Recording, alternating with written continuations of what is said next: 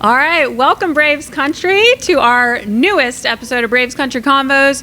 We are coming to you live from the Braves Clubhouse store. So we took a little field trip down from the Xfinity Club down here. Got a super exciting guest, DJ Shockley, in the house today. A great dog, former Falcon. Now you see him all the time on Fox 5 and everywhere else. Also joined by Lauren Sod. We had a little microphone issue, so Lauren's got a little janky mic. Taking one for the team today. She's used to holding it anyways, as long right? as it works, that's all that matters. Yeah. Well, DJ, thank you so much for sure. joining us. You got some cool swag on. Lauren, like, what is going on in the Clubhouse store? Yeah, DJ, kick us off. Tell us about your sweatshirt here. I'm going to put you on the spot. So I didn't get the full idea of what exactly, but I know it's essentials. My man Eugene hooked me up with this guy, and it's sweet. It feels great. Looks good. But the only thing about it is it's a little bit bigger to size. So whatever your size is, you may have to go down one. Okay. Because I guess they are made to be a little bit bigger, but it feels amazing. I've never really had the pockets without the hood. I like without that. the hoodie, yeah. which is pretty cool. But I love it's got the big A, the old school A on the back. So I'm loving it. That was a great outfit review. He gave you some sizing stuff. We got the pockets going on. But like Jerry said, we're hanging out in the Clubhouse store. And I don't know if you guys knew this, but they are actually open every single day in the off season. So you guys can come in here and shop. There's going to be some awesome deals going on the day after Thanksgiving. The first 50 guests in the store are going to get a mystery gift bag. You spend $150 or more, you're going to get a Truist Park ornament. Stuff's going to be like up to 75% off. So you guys definitely want to come do some shopping and make sure you're following the Clubhouse store on Instagram, because that's where they're posting all the new merchandise that you guys can come in and grab in the store. Sweet. Yep. I've got this. I'm like a very colorful person. If you go to my closet, my house, I've got the colorful wallpapers. So this like screamed, I need this. It says 47 brand. I like the little, we have so much working here, red and navy and white. Yeah. So I want a little cropped hoodie in different colors, and I'm loving it. And that's how my wife is. She always tells me, because I play for Georgia, I play for the Falcons. Yep. I have nothing but red and black in my entire closet. She's like, you need color. So I try to get color from now and then, and I'm actually branching out a little bit more, getting more color in my wardrobe. Like, but I'm with you. I like a little something that's going to pop from time to time, other than my usual red and black. Right. See, meanwhile, I went a little more low-key today because I feel like I've got just like, well, I do a lot of shopping here because I'm here every single home game. So honestly, it was kind of hard to find something I didn't already have. But I love this. I believe it's Wear by Erin Andrews. I love all of her stuff. So it's a little more low-key, just a little quarter zip. I feel like everything I have is so like I work for the Atlanta Braves, so this is a little more, subtle. Yeah, I like that. I like that. Awesome. Well, yeah, like Lauren said, come check out the Braves Clubhouse store. Threads right across the way in the Batteries, also 50% off until end of November 30th. A lot of really cool, colorful stuff in that. Portia might like Gotta check that out some then. of that stuff. That sweatshirt is straight from Yes, exactly. So, all right, so let's kind of hop in. We were chatting a little bit beforehand. You are essentially an Atlanta guy through and through. You are essentially Atlanta. Well said. Well said by you. Well said. That sweatshirt was made for you. So you grew up on the South Side, College Park. Yes. You also were a kid of the 90s, growing up in the heyday of the Braves. Oh, yeah. So for anybody watching, we just released, I think it was last week, a Behind the Braves Presents 3-part YouTube podcast. So it's 3 episodes, and Ricky Mast, who runs our Behind the Braves podcast, interviewed, I want to say, every single guy on that 95 team. No way. So it's been 30 years since we won that World Series. Wow. And they retold from like the end of the season through every round of the postseason. It's a really fantastic, it's great. So if you haven't watched that, check it out. But kind of in that vein of like, we were lucky growing up in the 90s. I mean, I was from Augusta, but still the Braves are the hometown team. Oh, yeah. Like what are those guys, like, did you idolize, or what like great memories do you have of that era? There's so many. I mean, obviously the good old Sid Ream slide is something that instantly comes to your mind when you think about obviously the good times of the 90s. The pitching staffs were amazing. Obviously we see Smoltz all the time. He just calling the World Series. Big fan of Glavine and Steve Avery and all those guys during those times where, you're like, how do you have so many good pitchers on one team that's able to be a part of it? So, yeah, I remember all those good. I mean, I used to watch the Crime Dog for sure, and Fred McGriff. Like, I was a big fan of him. Big fan of Otis Nixon. Yep. I've got a chance to play golf with him before, and He's definitely been a good friend of mine over the years, and it's crazy how you run into some of these guys who like you were fans of, and then you meet them, and they're like, man, I've been watching you, and I'm like, no, I am a fan of you. The fact that you know who I am is pretty cool. Yeah. But used to love coming to the game. Atlanta Fulton County Stadium was pretty cool. So just it's one of those times that never really goes away, and definitely was the heyday of the Braves and all the good times, and so many good players to think about through those times. I mean, obviously David Justice was another guy who I definitely watched and was a big part of it. You love the big hitters, the guys who can hit them home runs. So it definitely was cool. I would say I think David Justice kind of stole the show on this Behind the Braves night. Yeah, I mean, he's so animated. His stories are hilarious. The story of like when they were on the plane going out of town and like the smoke started going off in the back of the plane, and he's like, I saved everybody's life. Oh my God. And then you hear like the other guys talking, they're like, this wasn't a life-saving issue. It was like, he's like, we wouldn't be here today. You gotta let dudes have that. Sometimes, that's how it happened in his brain. So yeah. Exactly, yeah. So that's going cool. to a lot of games growing up. Like, do you have any, specific memories? Who was the one taking you to games? You know what? Growing up, it was more my mom. My mom loved the Braves. My dad was a high school coach, so he was always busy. He was always coaching, football coach. He was a track coach, but it was always my mom because my mom and my granddad used to actually work at Atlanta Fulton County Stadium. They used to work in like the concessions area and stuff like that. So they would always, I would go to the games with them, or it would just be able to go, and I just remember just being in awe of how big the stadium was. Yeah. And I grew up loving baseball. Like that's what people don't really understand is like I wanted to be a baseball player before I was a football player. Okay. And I got to a point in high school where I had to like choose between one or the two. Yeah. And I was really dumb, and I chose football. I don't know why. Why did you choose football? At the time I was being recruited by a lot of different schools for football. And in baseball, this may be like an indictment on my baseball coach, but I was like one of the best pitchers on our team, so I pitched all the time. And when I pitched all the time, my arm would just be hanging because it'd be hurting. Yeah. And I'd go into the dugout, I'd be putting flex all on every single inning, and I'd be like, is this how my arm's gonna feel all the time? For the rest of my life. For the rest of my life. And I was like, I don't want that to happen. Little did I know that when you go to the next level, they have other really good pitchers, so you don't have to pitch all the time. And my arm would actually have some rest, but I didn't know any better. I just thought my arm was going to hurt all the time. And baseball was truly my first love, though. I love baseball. I watch it all the time. And so I ended up choosing football when I went to college. But, baseball was always something that I love watching. Even to this day, now I get a chance to bring my son to the games. My daughter, who's 15 now, my son, who's 13.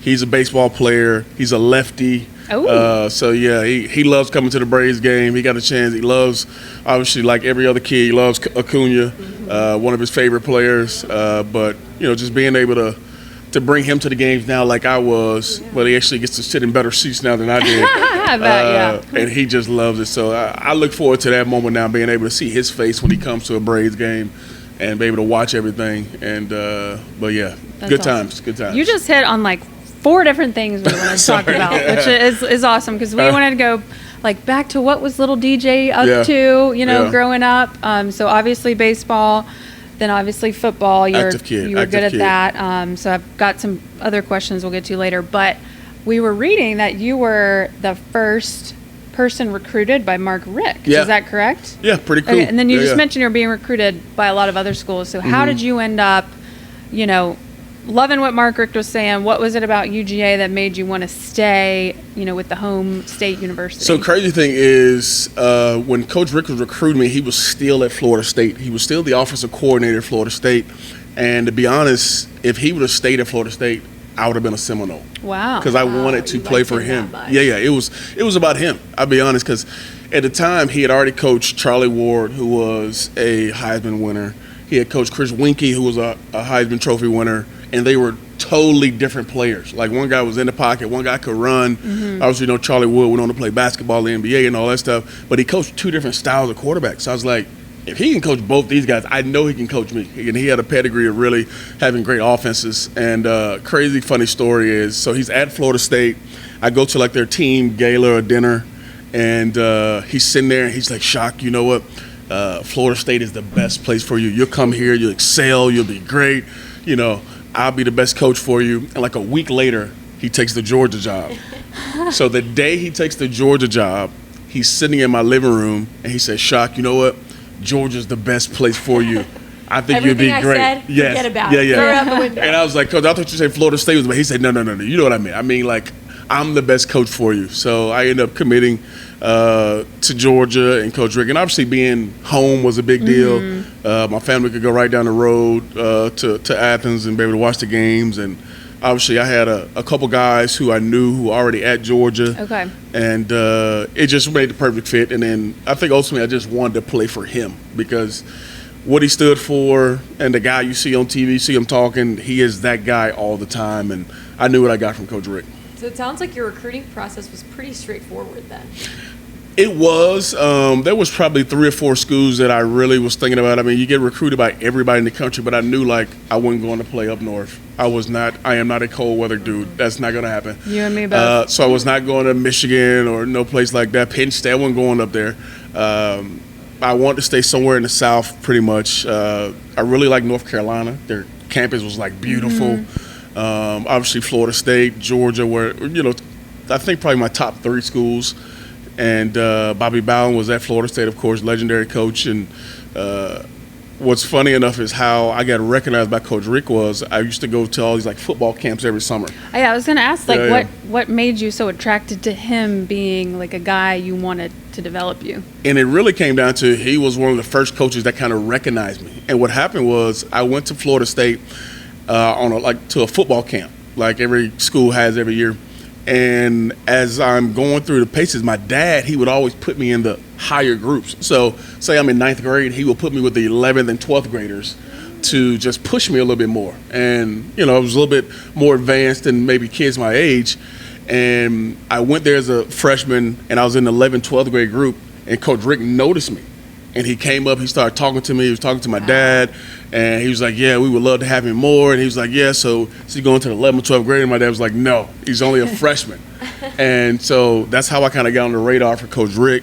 And he was like one of the first guys that really showed real interest in me. So as a 9th grade kid that's 14, 15 years old, having Coach Rick all about you, I was like, I like this guy. Yeah. And then I learned more about him and who he coached and all that kind of stuff, and it kind of fell into place. But first time that he really recognized and noticed me was pretty cool. That's awesome. Yeah. So obviously you had a lot of success at Georgia, 2 SEC titles. Mm-hmm. You were your last year, I think, was my senior year of high school. So I watched you because I was like, I knew I was going to go to Georgia. I was in high school. I was like drinking all the Kool-Aid, like hoping I'd get invited to like sorority, rush things. And I'm like, oh, DJ Shockley's a man. And then Matthew Stafford came along, and it was a great ride. But and I had to tell my boss when I was like, I'm having DJ Shockley on the podcast. He's like, you had Maria Taylor, you had Mike McDonald, who's now the coach of the Falcons. I was like, this isn't a Bulldogs Country Convos. It's just still Braves. To work out like that. I went to Georgia, so Lauren didn't. Not all. But the great thing about it, great athletic program,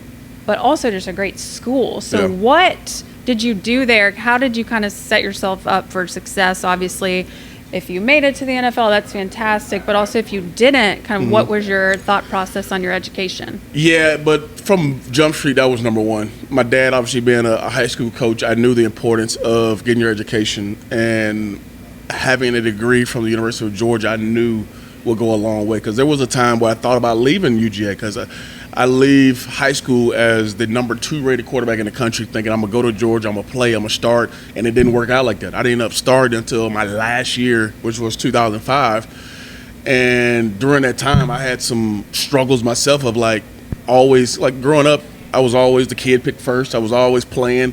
This was the first time I really had to have some real adversity, and I had to go through not playing and how to handle that. And I had some rough days, some rough months, and obviously I learned a lot about who I was through that time because of going through that particular adversity. It taught me a lot of patience, taught me a lot of perseverance, and ultimately deciding to stay at Georgia for the reason of I knew deep down that I would live in the state of Georgia, being a kid from here. I knew having a degree from the University of Georgia would mean everything. And then the last part about it was obviously Coach Rick and his, not to say allegiance, but he really took a lot of pride into me being his first recruit and not wanting me to leave, but also keeping it real enough with me that, hey, you can go anywhere, but we love you here. We want you to leave here. And when you leave here, you leave with a smile on your face. And then the other part about it was I wanted to finish what I started. I always want to be a guy that if I said I was going to do something, I'm going to do it. I'm not going to see that nowadays. Yeah, I mean, No. in this day and age, it's a lot different with the portal and NIL, all that kind of stuff.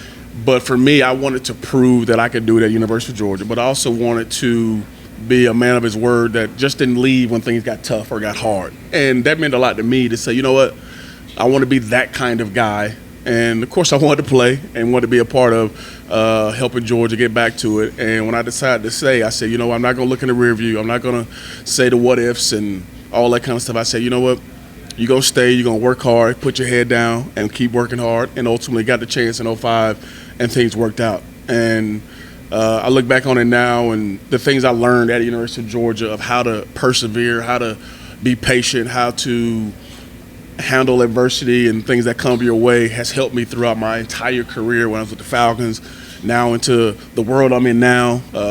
Obviously, I went through different roles of, where in the broadcast world of trying to figure out, okay, where's my niche? Where do I go? But I go back to those days at college where it really helped me become who I am. And I sit here now, 20 years removed from college, and I got surprised by our president of the University of Georgia asking me to be the commencement speaker for our for the spring graduation, which is incredible, which is unbelievable, right? So I was like, stink into Sanford Stadium and listen to that one. So I'm like, it's crazy how full circle has come that they see me in the light to be able to say, you know what, we want you to give the commencement speech to the next generation that's going to be moving on. So extremely humbled by that, but I think it goes back to what you mentioned, just the things you learn at college is it sticks with you throughout your entire life. Well, you're going to be so great at that, and it's funny you brought up 05 because my husband is a huge Georgia fan. Like growing up, he would watch on tape like all the Braves World Series, and so he has a boring job in sales. He holds it down for us while I do the fun stuff, and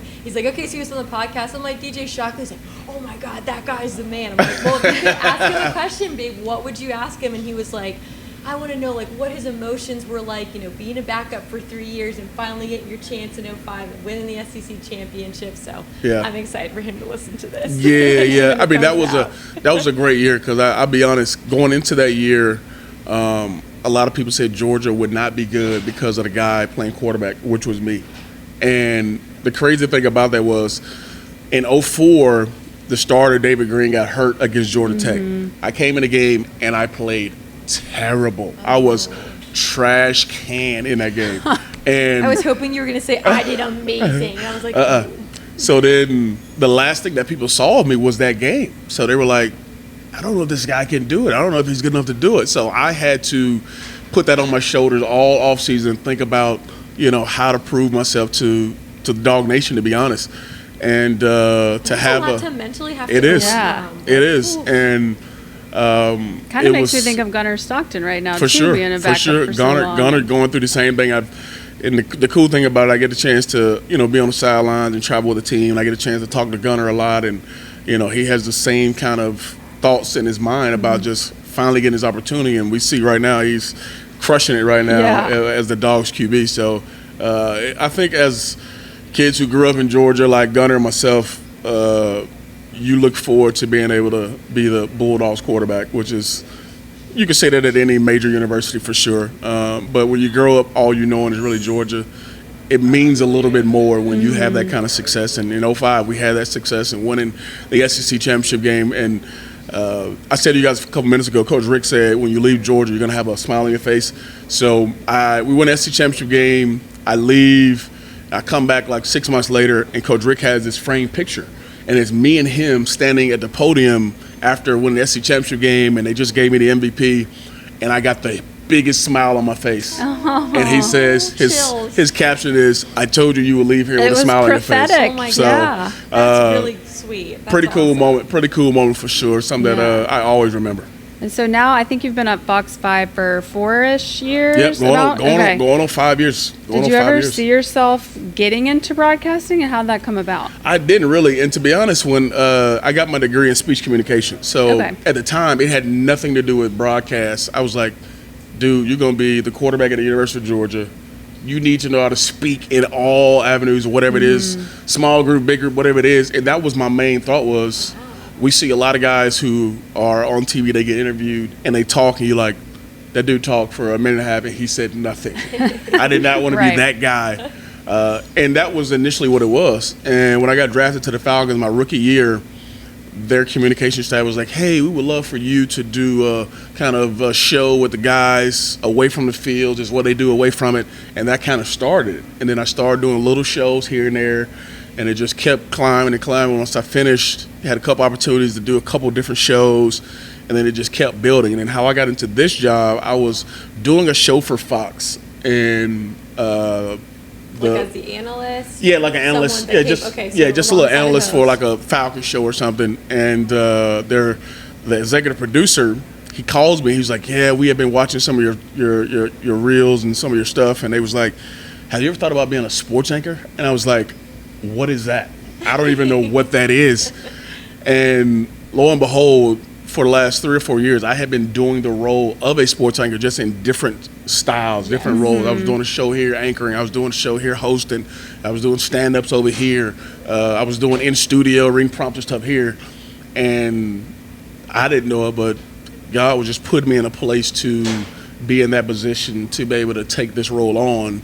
And it's remarkable how time just went, because I was calling games for ESPN.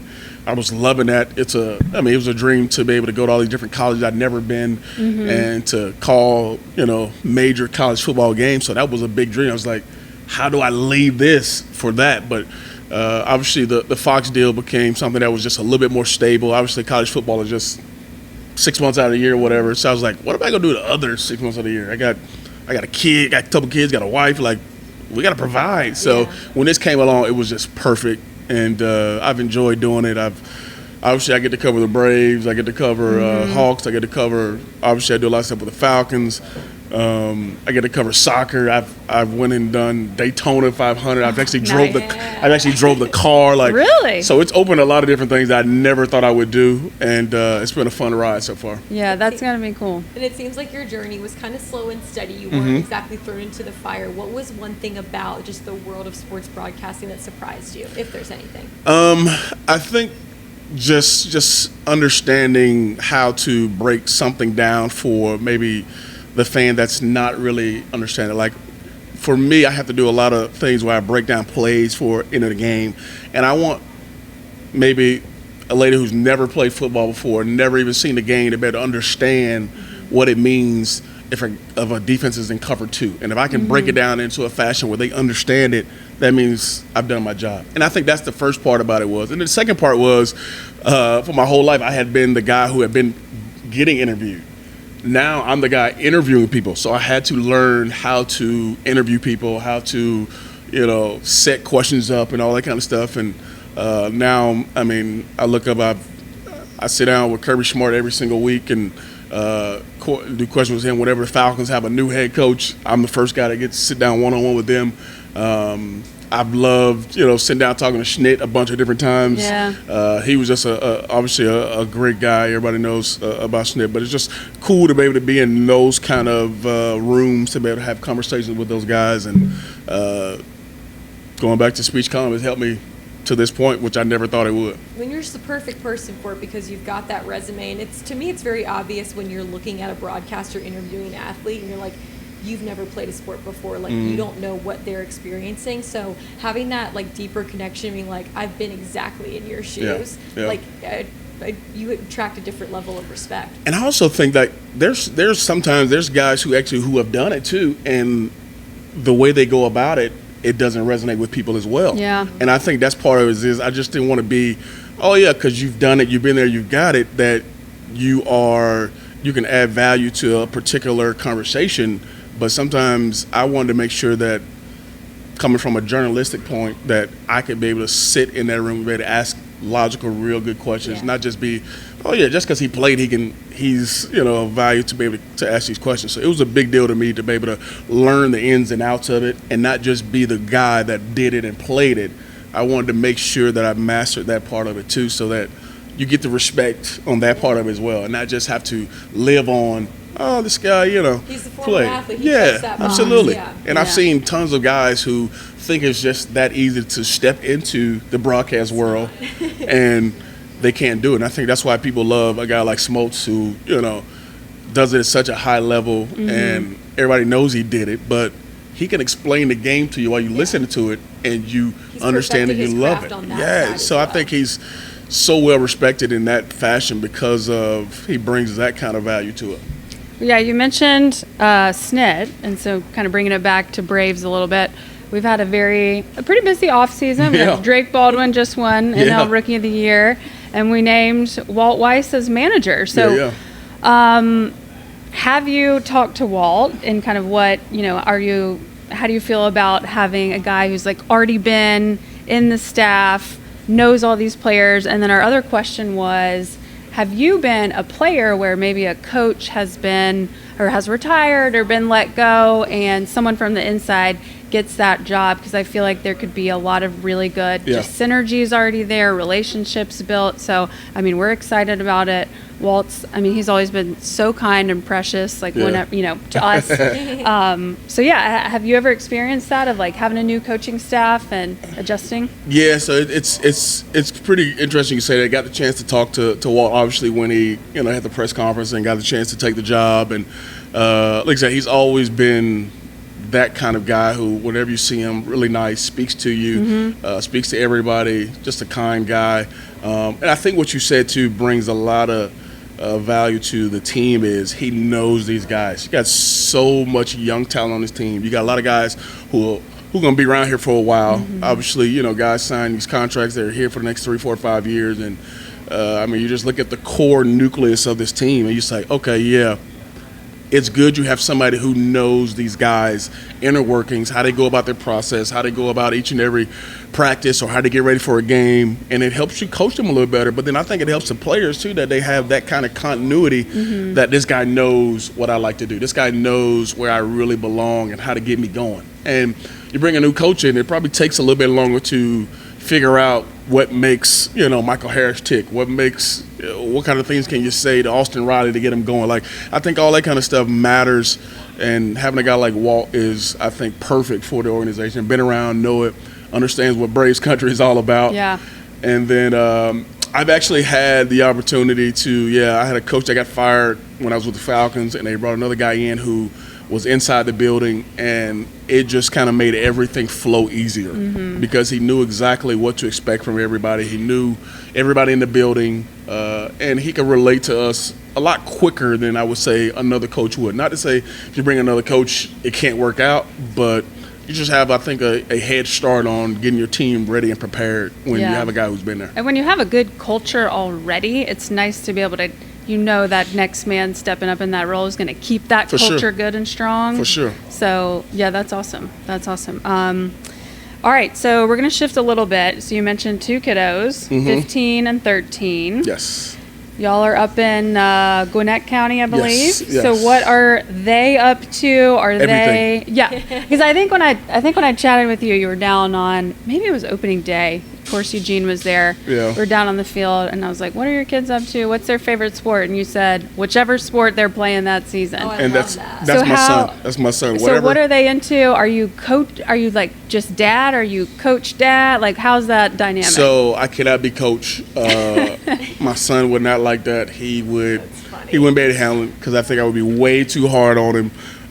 So I'm just dad, and I critique him after. And sometimes that doesn't go right either, too, so that he gets a little mad. But my daughter, she does competitive cheerleading at her high school, and then she also does, sideline cheer for football, and she also runs track. So she just finished with her competitive cheer season, and now she's getting ready for track season. My son just finished with football. Now he's getting ready for basketball. And so, like I said, whatever season it is, that's what he's doing. That's what he's a part of. But it's fun though. My wife calls herself an Uber driver because that's all she does is go get them from place to place and practice to practice. Practice to practice. So she definitely holds down the house because my fall is 7 days a week. I mean, literally, there's literally not a day off that I'm not doing something. Whether it's Friday and Saturday I'm with Georgia, Sunday I'm with Falcons, Monday through Thursday I'm at Fox, or I'm with the Falcons or with Georgia going down there. So there's no day off on Monday through Friday or Monday through Sunday. So my wife is a real trooper for, I would say, being able to handle my schedule and being okay with it. It does bring a little tension sometimes because, she needs her time off too. She needs her time away for sure. That mental Mama needs a minute. Yeah, so I get it. But it's always fun. And that's why I say I love when we get a chance to like come to a Braves game. And maybe it's like because of my schedule, maybe I only get to maybe 1 or 2 a year out of all the games they play. But that's just so many great memories we have. We get to come to a game and just relax and have nothing else to do and just have a good time with it. So we love it. But the kids are definitely keeping us busy year round. And my wife, she pricks up the miles. She holds it down.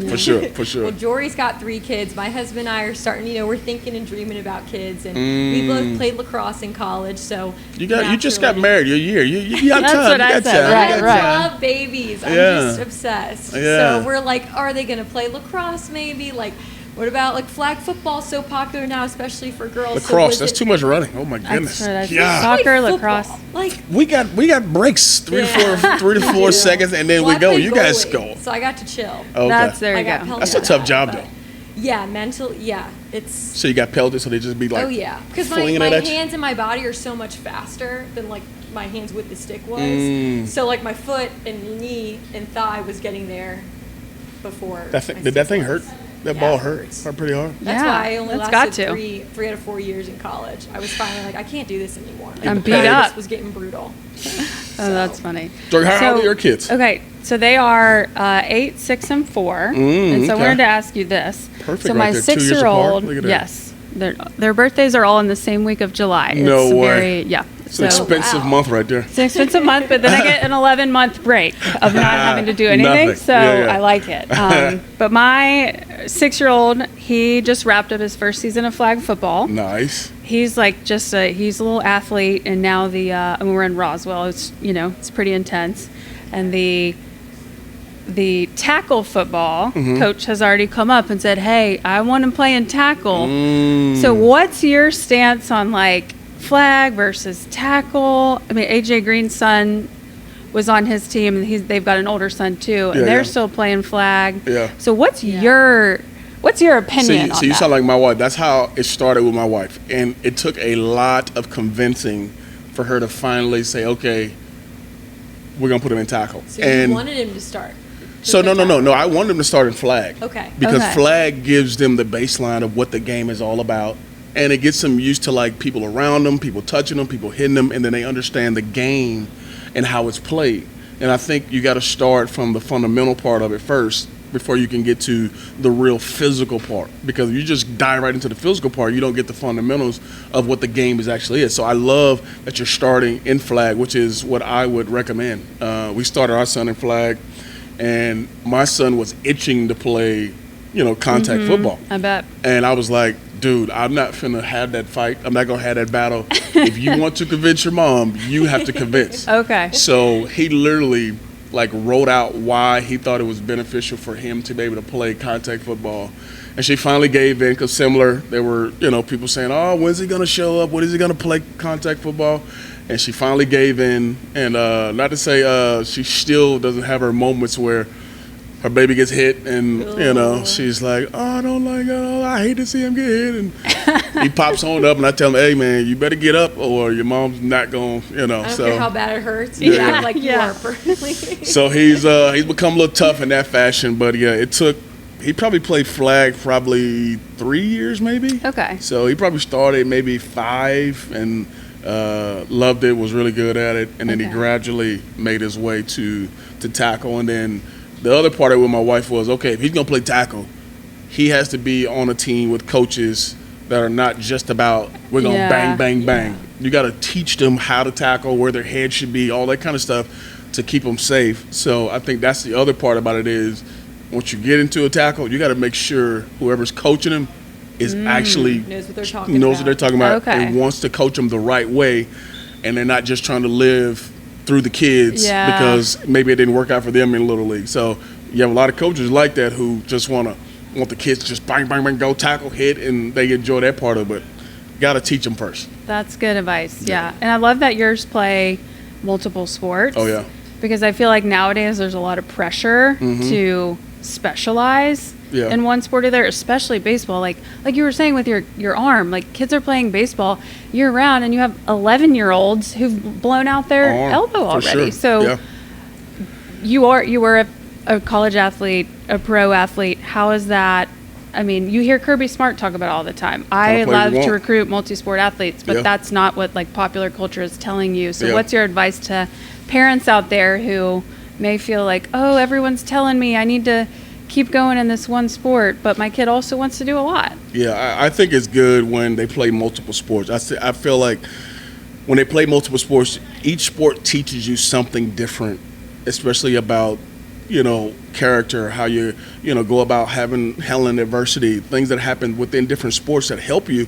And I think it helped me growing up, and it's something that I say to a lot of kids these days is if you play basketball, it teaches you one thing. Football, baseball, track, lacrosse, whatever it may be, playing multiple sports helps you grow. And I think about now in the world I live in now, those different sports help me become who I am because I learned the different values and the different cultures that it teach you about how to handle certain things while you're playing. And I love the fact that people or kids play multiple sports. It's something that I think a lot of kids should do. And if you just specialize in one sport, it feels like all your eggs in that one basket. Now, when you get to a stage in high school where, all right, well, we got to make a decision. And maybe you're a little bit better. By the time you get to high school, maybe I'm a little bit better in baseball than I am. Maybe it's a better chance because I'm 6'8" to go play basketball as opposed to going to play baseball or whatever it may be.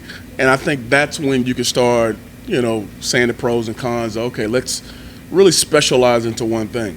But I think growing up, for me, it was a must. That's what I do with my son. And there's so many things that he learns from playing basketball that he doesn't learn from baseball or he doesn't learn from football.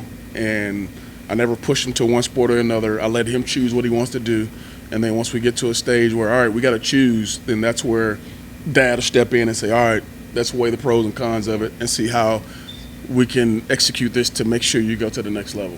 Do either of them talk about wanting to play in college and continue what they're doing now? Yeah, and what's interesting is I wanted my daughter just to be able to do something after she did cheerleading. And I was like, you're not just going to sit around and scroll TikTok and, be on Snapchat all the time.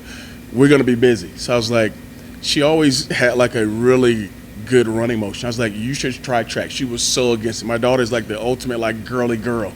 So being outside, sweating, all that, she was not a fan of that. But I was like, I just want you to try it. Yeah. So she tried it as a freshman, had some really good success, and then she caught the bug, and she's like, I love track. What are her events? So she's a sprinter. She runs 100, 200. She's on the 4x1 team. That's amazing. She hates the 4x4. She hates the 400. She thinks it's just the death of a run because it's a whole lap around. But that's something which is cool too. I get a chance to teach her about how that can help you build and how you learn about yourself when you get around that 300 mark and you think you don't have anything left, and you can find ways to find something inside of you to do more. And I think ultimately you can use that when she goes out in life is, remember when it was really tough on that 300 and you felt like you could not push forward and you did, and you did it successfully? You can do the same thing in life or whatever you're choosing. Things going to be hard, but trust me, you can go further past whatever you feel you can, but you have to try it. And I think last year was a good thing for her to be able to go out and do track, find some success, also have some times where she didn't do well because she also did long jump as well. And she struggled at first, then she got better, and then she kind of plateaued, and she was like, why can't I get any better? Why can't I beat this number? And she just kept working at it. She had a coach that was really good, that was really encouraging, and she finally ended the year really well, and now she's excited. And she's actually had some friends that are going off to college for track. She got like a couple just random like little letters from colleges about finding out about their college for track.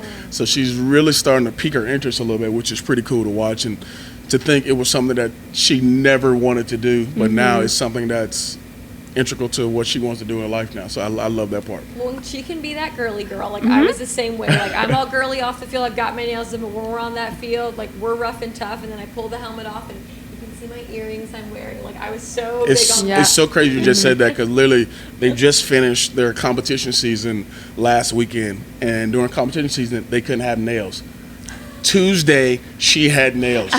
Couldn't wait to get her nails done and all that stuff. I was like, oh, goodness. And she's like, awesome. I'm back, Daddy. Look, I got my nails. Back. Yeah, I love it. She's I think we need to have her out here to race the freeze next season. Oh. How cool would that be? That I would would love be- to see him get smoked by a high school girl. That would be amazing. That would be we're amazing. hosting freeze auditions. We are. That's true. Wink, That's true. She's shy, though. I don't know if she would do it. She is definitely shy, but that would be crazy.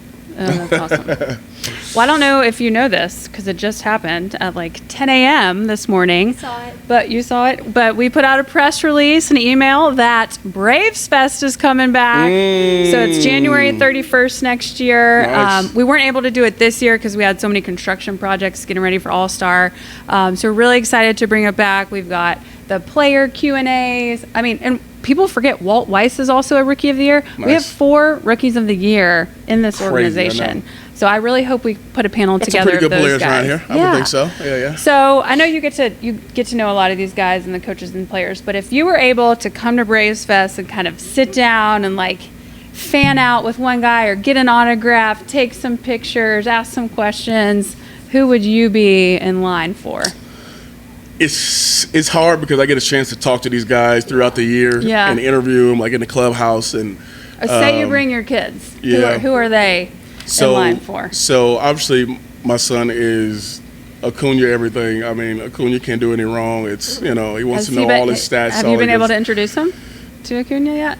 So he got a chance to wave at Acuna at a game one time, Okay. and he waved back at him, and he thought it was the best thing in the world. Yeah. He we came to a game, and I think Strider was pitching, and he thought he had seen fast pitching before, and he was throwing it in warm-ups, and he looks at it and he goes, "There's no chance. I can't touch that. I can't even see the ball. How am I going to hit that?" That's great. So he big fan of Strider. For me though, it would have to be Michael Harris. Michael Harris. Obviously, he's from kind of the same area I'm from, down on the south side. Obviously came in another Rookie of the Year. Made some crazy plays in center field. My son plays center field. But Mike just seems like such a cool dude, down-to-earth dude. I love his playful nature. Obviously, he has all the different things he wears all the time. Those headbands. The headbands, I'm sure you've seen it in the clubhouse when he pulls out that the whole big, rope of them. Yeah. crazy. I'm like, what are you wearing today? He's like, I don't know. I'm just gonna pick one. Yes, I mean it's a lot of great players on his team, but I think obviously they're at the top of the list for me. Obviously Michael Harris, Acuna, Ozzy. I love Ozzy, and he loves the dogs. He loves his fish. Oh, does he? He loves He's adopted. Animals. Oh, I thought you meant the bulldogs. No, His actual dogs. No, not the actual Yes, dogs, but like animals. I was like, he's adopted the dogs. He He adopts a different kind of dog, really. Yeah. Fangirl over. That's a really good question too. Is this well, Eugene's over there laughing now because he's not currently on the team, but we all know Javi Lopez is the answer. So my big weekend is alumni weekend. I'm like, yeah. This current team though, I want to say Acuna too. It's probably the obvious answer, but it's probably hard too because you see these guys all the time. But I'm just so in awe of the things that he can do, and I still think he's the best player in this league. No offense to Ohtani and everybody else, but when you look at the complete package and like how big his thighs are, he's a beast. Just one thing that comes to mind as soon as you say that is the throw he had from right field and throws the dude out to third base. Third base. I mean, like, there's probably maybe 3 people in the league who probably could do that. Like, come on. I mean, he does stuff like that. It didn't even look that hard. Like, he was just like... Looks so easy. So, I'm with you. Acuna is a special breed of player. he would be in the category like I call Bijan Robinson, like he's like an alien, you know. Yes, he can do just stuff not that a real. lot of people can do. Yeah. What about you, Lauren? Mine comes from a purely like emotional standpoint. He's obviously also very talented, but I got to see Spencer Strider's AA debut in Mississippi when he was with the Mississippi Braves when I was a sports reporter there. So that always like tugs at my heartstrings, and he's actually one of the players who I really haven't gotten to like sit and spend a ton of time with just doing interviews. So question, Strider's my guy. were you guys a fan when the stash was gone? When the stash left, were you a fan? It's a good question. It was kind of short-lived, right? Is it back? My thing is like do what Was it he's too a very, weird? like mental guy, so it's like you do what you got to Yeah, do. it's I just like kinda the Stash, him. though, but Yeah. there's definitely a little Stash is him, withdrawal. right? It is him. Yeah, he makes it work. One time I went to a Padres game and they were playing the Braves and Strider was pitching, so I'm like, oh cool, like my cousin had like a little mustache, like I'm gonna wear this. And I was like, oh, I'm in enemy territory. Like, nobody really knows what this means. Everyone's like, oh, did you lose a bet? Like, why are you wearing that? And I'm like, okay, I look really silly. Yeah. Don't understand. That's Don't awesome. get it. Well, we're about to wrap up, and we kind of ask all of our guests this last question. So you're obviously in season right now, covering Dogs, Falcons, everything else. So first of all, thank you again for your time. For sure. And second of all, when you do get a moment to just kind of relax or unwind, is there anything you're like reading or watching or listening to right now? Oh, that's a good question because I hardly have any time to do much of anything. I mean, to give you guys a little glimpse into what my daily is like. So I go into the studio probably like 4 o'clock and I leave at midnight. Oof. So the last show is 11:55 at night. I do the sports and I'm done at midnight. So then I'm gone. I wake up early in the morning. I leave. And on the weekend, if I get like Georgia's off or something or the Falcons off, I like to just sit there and watch a game or something because I don't For have to worry about fun. for You fun. don't have to, like, right. analyze. I don't Or have to just- take notes on or stuff like that. So Stare at the wall.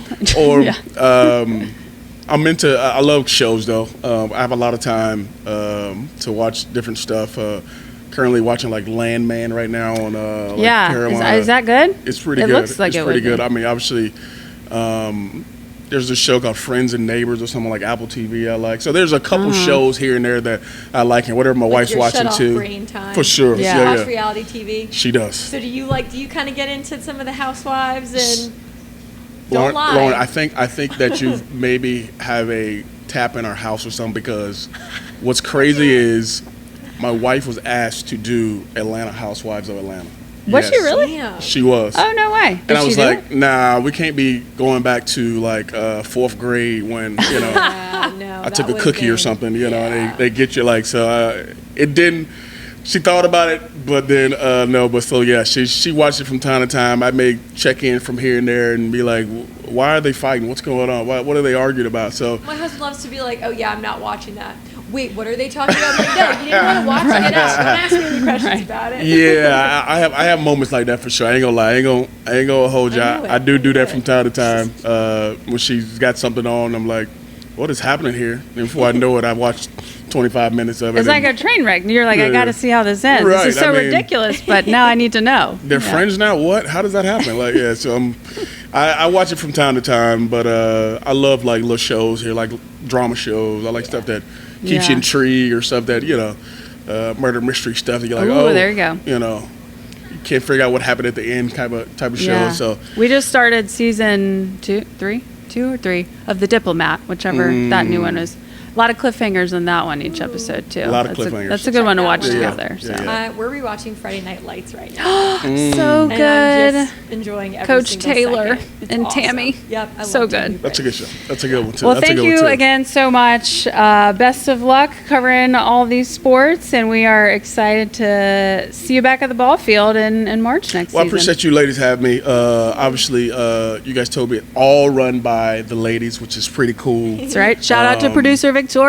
Yeah. I am a big proponent of women doing their own thing. Obviously, my wife, my daughter. You have a newfound respect for it, of course, when you have a daughter, and you guys do an awesome job. This was pretty cool, and when you asked me about it, I was like, absolutely. And then you said Eugene was going to be here, so I said, oh, I got to come to mess with my guy, Come say Eugene. hi. He's like, But I appreciate you guys having me. This was really cool, really fun, made it really relaxing and just easy to talk. So I enjoyed it. And I love the Braves. Like I said, I grew up obviously loving baseball, loving the Braves. Grew up going to Atlanta Fulton County Stadium, like I mentioned, watching the Braves. I get a chance to obviously talk to the guys, and whenever I come to a game, I'm still at awe of just how beautiful the stadium is for one, but then also just watching the game that you love, which is America's pastime, which everybody loves too. So that's right.